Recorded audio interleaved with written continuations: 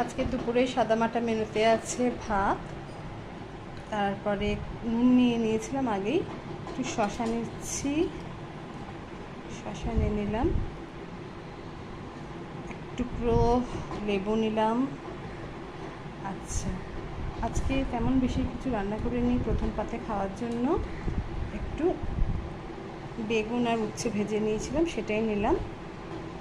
আচ্ছা, তার সঙ্গে আজকে আমার কিছুই রান্না নেই, মঙ্গলবার নিরামিষ খাবো, সেই জন্য একটু পটল পোস্ত করেছি, পটল আলু দিয়ে পোস্ত, এই যে পটল আলু দিয়ে পোস্ত।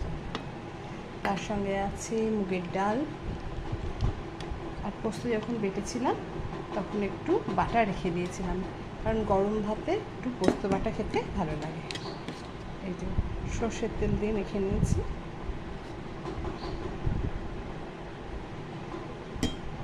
এই হলো আজকের দুপুরে সাদামাটা মেনু। Okay, thank you.